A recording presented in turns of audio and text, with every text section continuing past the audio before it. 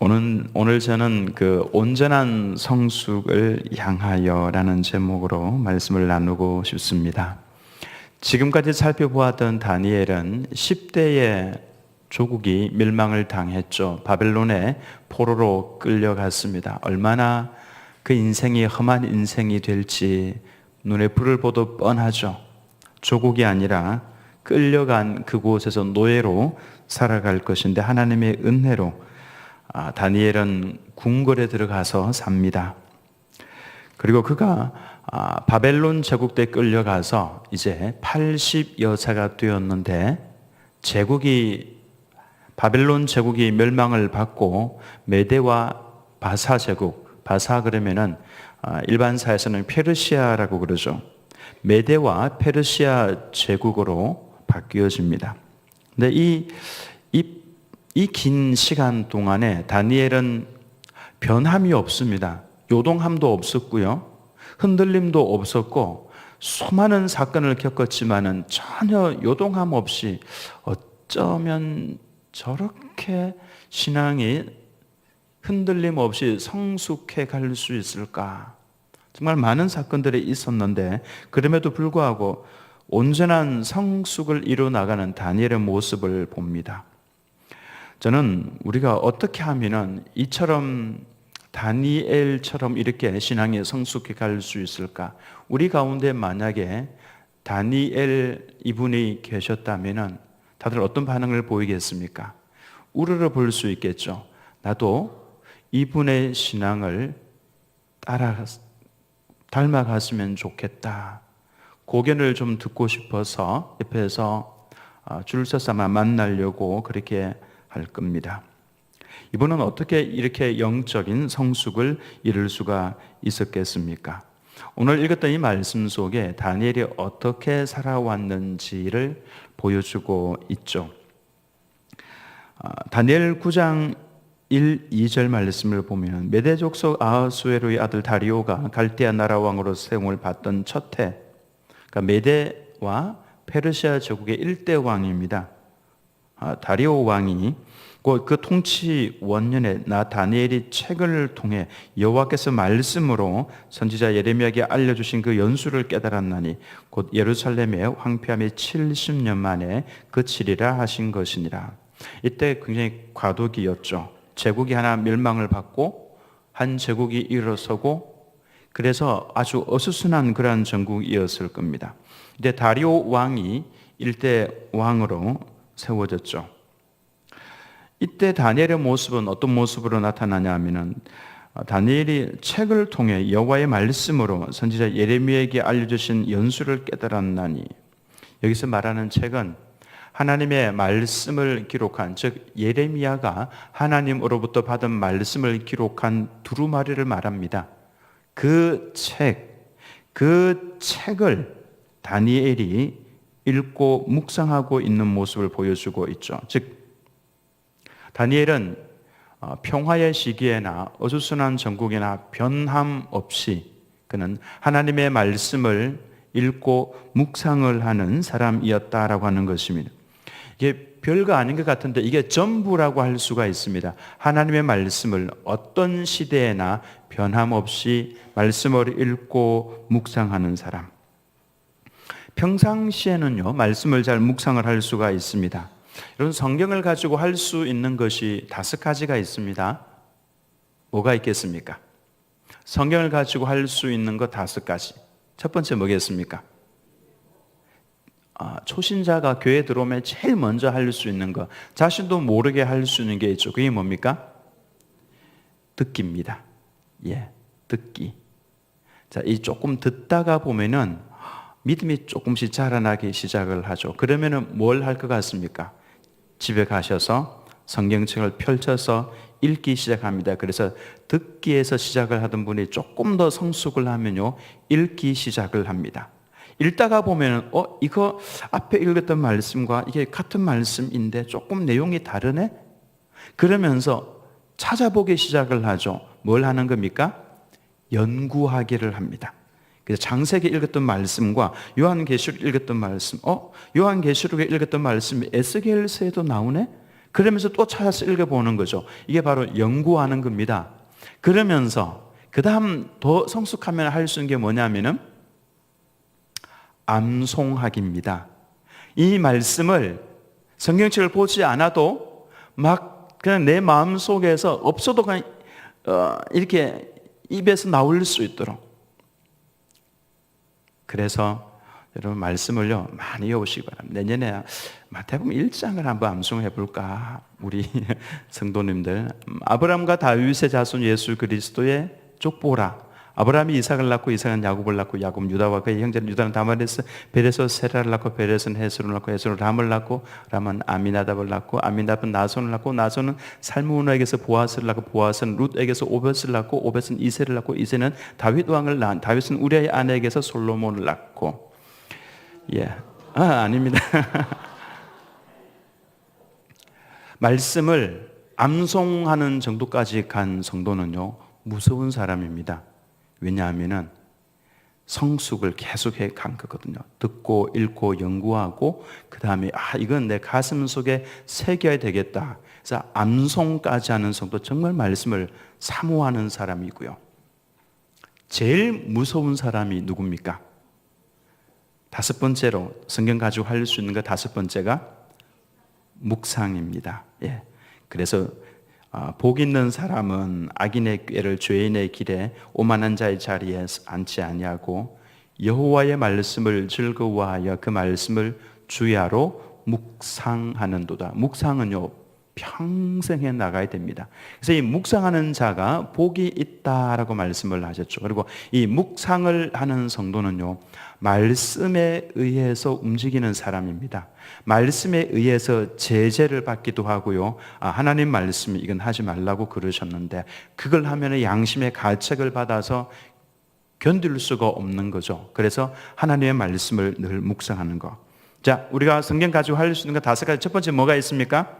듣기, 그 다음에 읽기, 그 다음에 연구하기, 그 다음에 암송하기, 그 다음에 묵상하기. 와, 대단하십니다. 내년에는 뭘 할 생각이냐면은 암송을 할 생각입니다.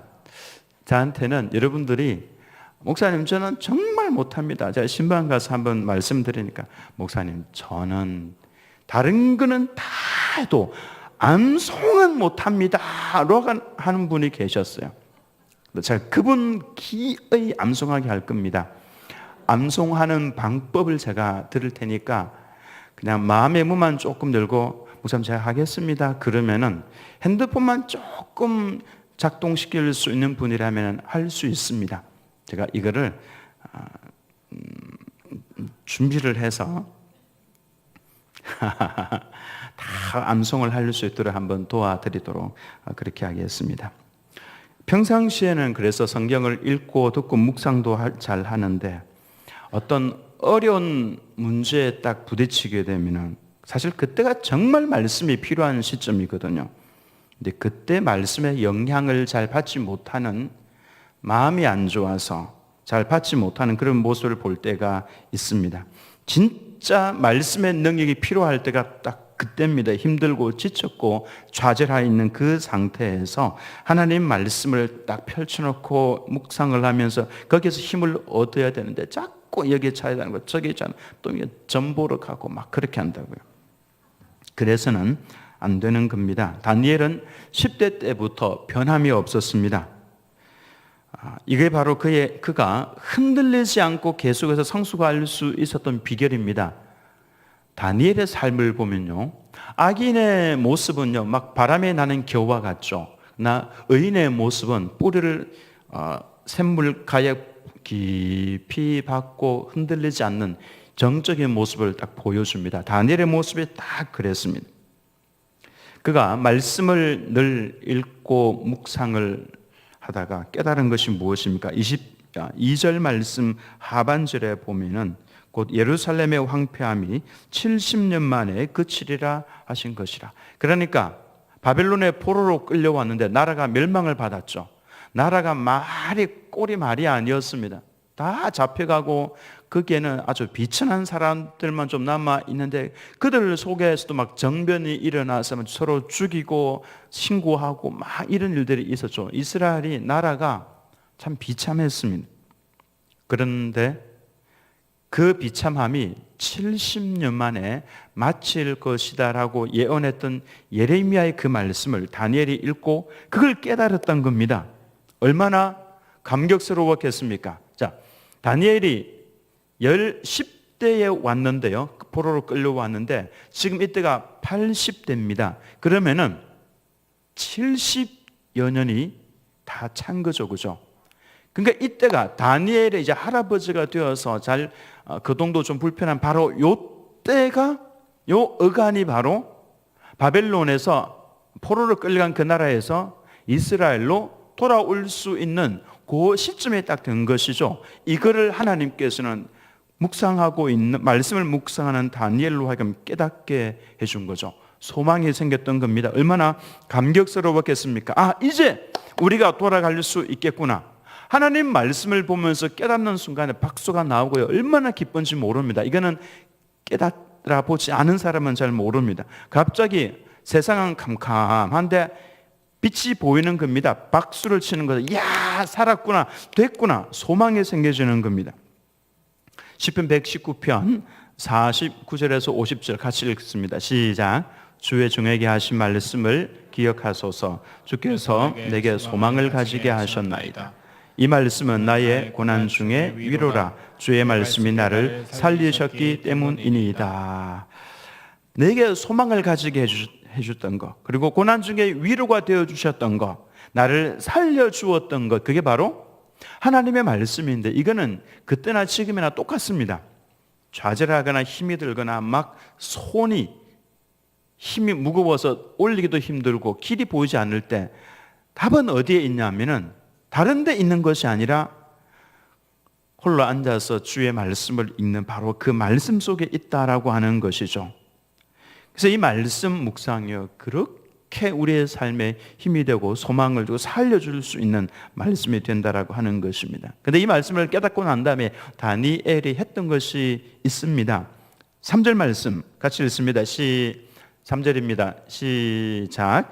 내가 금식하며 베옷을 입고 죄를 덮어쓰고 주 하나님께 기도하며 간구하기를 결심하고. 자, 말씀을 깨달았습니다. 그러면 기뻐 즐거워 춤을 추어야 되죠.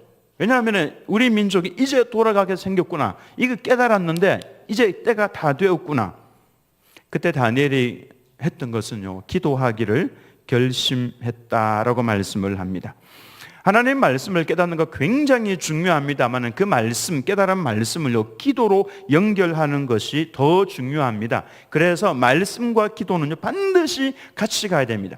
말씀은 많이 읽는데 기도 생활에 나오지 않는 성도는요, 약간 기형적으로 갈 수 있습니다. 반면에 말씀은 전혀 읽지 않고 기도 생활을 열심히 해도 이것도 약간 균형감이 사라져버린 거죠. 이 두 가지 같이 가야 됩니다. 따라서 하겠습니다. 말씀과 기도, 기도와 말씀, 말씀, 기도, 말씀, 기도, 말씀, 기도. 이거 같이 가야 된다라는 겁니다. 말씀을 깨달으면요, 그 말씀 붙들고 기도해야 되고요, 기도하면서 체험하면 말씀에 근거해서 점검을 하셔야 됩니다.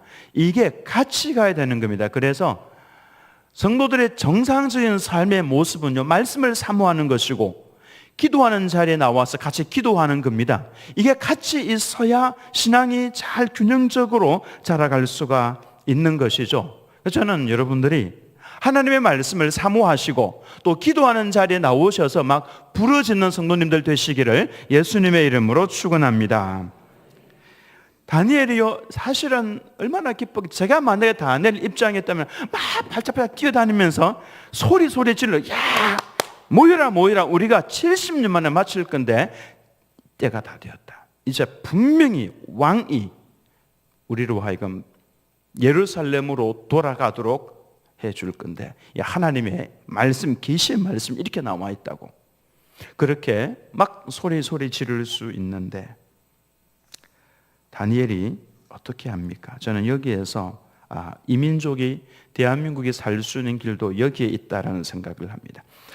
3절과 4절 말씀을 한번 잘 보시기 바랍니다. 볼펜이 있으신 분들은 한번 줄을 또 한번 쳐보시면 좋겠습니다. 내가 금식하며. 자, 다니엘이 이렇게 했습니다. 근데 다니엘이 왜 이렇게 했는지 나중에 이야기를 합니다. 내가 금식하며 줄 한번 쳐보시고요. 그다음 베옷을 입고 줄 치시고요. 죄를 덮어 쓰고 줄 치시고 주 하나님께 기도하며 간구하기를 결심하고 내 하나님 여호와께 기도하며 또 줄 칩니다. 자복하여 이르기를 크시고 두려워할 주 하나님, 주를 사랑하고 주의 계명을 지키는 자를 위하여 언약을 지키시고 그에게 인자를 베푸시는 이시여. 자, 제가 줄치를 한 부분이 어떤 부분이냐면은 금식하며 베옷을 입고 죄를 덮어 쓰고 자복하, 이 다 슬픈 단어들입니다. 그는 가슴 벅찬 민족의 해방을 앞두고 야, 이제 우리 민족이 살 수 있는 길이 지금 가까이 다가왔다. 춤추고 기뻐하고 잔치를 벌이는 대신에 뼈아픈 회개의 자리로 나아갔습니다.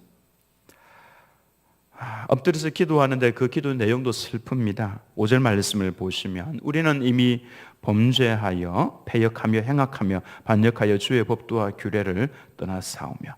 자, 여러분, 해방이라고 하는 것은요, 이건 국가적인 큰 행사이고 엄청난 절기가 될 수 있고 기쁨과 즐거움이 있는 그런 엄청난 행사입니다만은 다니엘이 그것보다도 더 중요하게 생각을 했던 것이 하나님 앞에 엎드려서 금식하며 베옷을 입고 죄를 덮어, 이 회개 기도를 말하는 것입니다.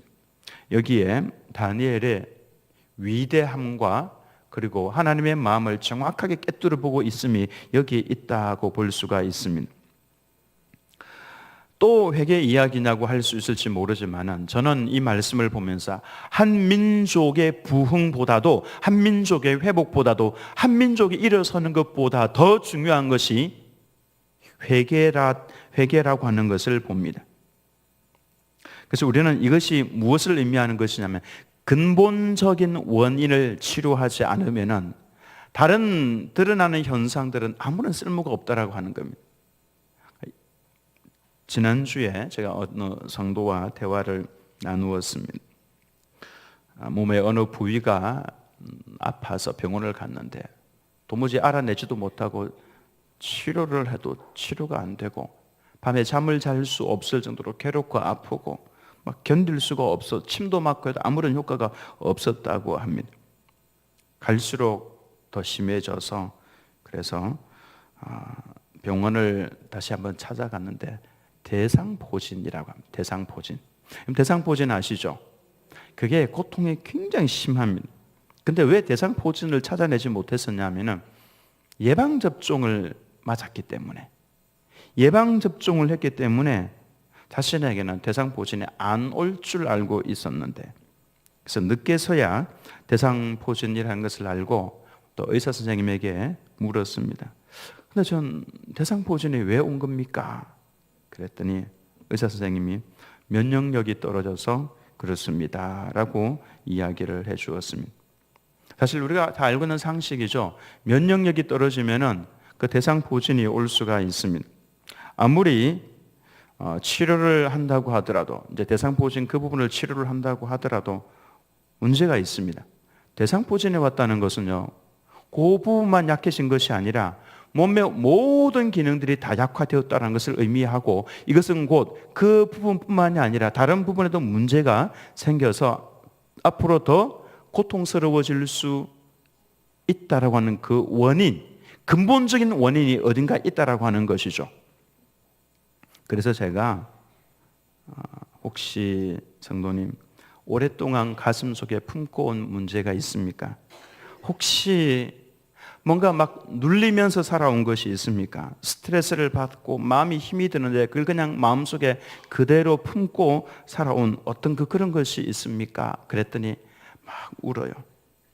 그냥 제가 이 질문만 들었는데 막 울면서 말씀을 했습니다. 자신의 처해 있는 그 환경 말씀을 제가 보니까 정말 억울해요. 이분이 억울하게 너무 많은 재산들을 다른 제가 자세한 말씀 못 드리고 말씀을 하는 내내 그냥 우셨습니다. 그런 그 가슴 속에 꾹 품고 몇 년을 살아오신 겁니다. 그래서 주일 낮 예배 때 욥기 말씀을 들으면 그게 다 자신에게 당신에게 하는 말씀 같아서 매일 매주마다 우셨다라고 하는 거죠. 그 제가 그 말씀 드렸습니다. 성도님, 이기기 위해서는 기도의 자리에 나오셔야 합니다. 성도님 마음속에 있는 그게 근본적인 원인입니다. 그거를 내려놓지 않으면, 그거를 해결하지 않으면 돌아가실 수도 있습니다. 대상포진에서 그치지 않습니다. 온 몸의 기능들이 다 죽어가고 있으니까 그거 해결을 하셔야 합니다. 기도의 자리에 나오셔서 용서가 되지 않는다고 할지라도 찬송하시고, 성도들 같이 부르짖어 기도할 때 같이 부르짖어서 기도하시고, 또 찬송하시고 기도하시고, 말씀 듣고 기도하고 말씀 듣고, 이거 계속 하시다가 보면은 어느 순간 하나님께서 그걸 이겨낼 수 있도록 해주십니다. 대상포진 그거 치료한다고 해서 그거 낫는 것 아닙니다. 성도님 속에는 그거를 치료하셔야 합니다. 무엇입니까? 근본적인 거 치료하지 않으면은, 그러면은 진짜 치료는 아니다라고 하는 것입니다. 다니엘은 그것이 무엇인지를 알았습니다. 그리고 이것이 한 나라의 부흥보다도, 한 나라의 일어섬보다도 더 중요한 것이 이것이다. 그래서 다니엘은 엎드려서 가슴 아파했습니다. 자, 지금 볼펜을 딱 있는 분 드시고요. 6절 말씀 끝에 한번 보시기 바랍니다. 줄 한번 보시는데요. 말씀한 것을 듣지 아니하였나이다. 한번 줄쳐 보시기 바랍니다. 말씀한 것을 듣지 아니하였나이다. 그 다음에 7절 말씀 끝에 하반절 맨 끝머리에 보면은 그들이 주께 죄를 범하였음이니이다. 한번 줄치시기 바랍니다. 그리고 8절에 보시면 제일 끝머리에 우리가 주께 범죄하였음이니이다. 그 다음 9절 끝머리에 보면요, 우리가 주께 패역하였음이오며, 10절 끝에 보면은 율법을 행하지 아니하였음이니이다. 11절 끝에 보시기 바랍니다. 줄치시기 바랍니다. 우리가 주께 범죄하였음이니이다. 보십시오. 6절, 7절, 8절, 9절, 10절, 11절 단 한 절도 빠짐없이 우리가 주께 범죄하였음이. 왜 이 다니엘이요 계속 반복하고 있습니까? 다니엘이 평소에 이걸 알고 있었거든요.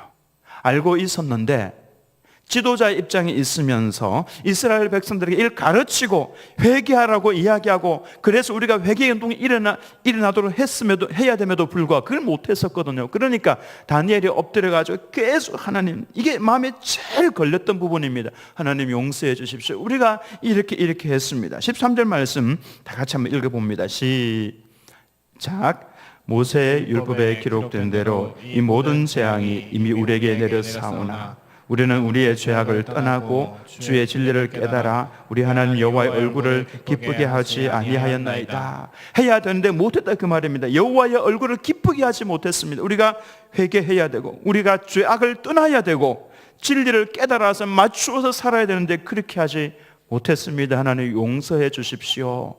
다니엘은 엎드려서 가슴을 치면서 이 기도를 하고 있는 겁니다. 근원이 바뀌지 않으면은 매년 해가 바뀌고 정권이 바뀐다고 해도 달라질 것은 없습니다. 다니엘은 뿌리 깊은 그 문제의 근원이 무엇인지 찾았습니다. 그리고 그걸 고백을 했습니다. 저는 우리 대한민국의 문제점은요, 겉으로 드러나는 것은 정치권에서 일어나고 있는 거죠. 대통령을 탄핵을 하고, 참 가슴이 아픕니다. 앞에 대통령 또 탄핵을 했는데 이번에 또 대통령을 또 탄핵을 했습니다.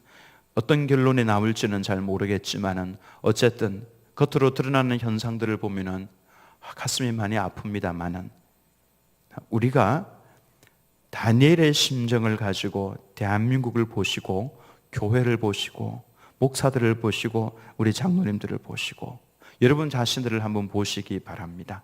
그렇다면은 하나님께서 과연 우리를 향해서 보시면서 내가 너를 보니 마음이 너무 기쁘고 좋다 이렇게 하실까? 아니면은 우리가 엎드려서 지금 이 시대의 죄악을 하나님 앞에 엎드려서, 주님 우리가 범죄했습니다, 우리가 패역하였습니다, 우리가 하나님의 말씀을 순종하지 않았습니다, 우리가 하나님의 기쁨이 되지 못했습니다, 이렇게 하는 것을 주님께서 기뻐하실까? 한번 생각을 잘 해보시기 바랍니다. 저는 이것이 가장 근본적인 문제라고 생각을 하고, 이 문제가 해결이 될 때 하나님께서 또 놀라운 역사를 이루어 가실 거라고 생각을 합니다. 우리와 우리의 자녀 손이 살아가야 될 대한민국 땅 아닙니까? 그렇다면 이 땅을 정결하게 거룩하게 깨끗하게 만들어서 물려주어야 할 책임은 우리들에게 있다 생각을 합니다. 우리 다니엘과 같이 근본적인 것을 치료하시고 이 위에 굳건하게 믿음을 세워나가셔서 믿음의 가문, 믿음의 교회, 믿음의 나라를 세워나가시는 우리 작은 개인 우리 가정교회 되시기를 예수님의 이름으로 축원합니다.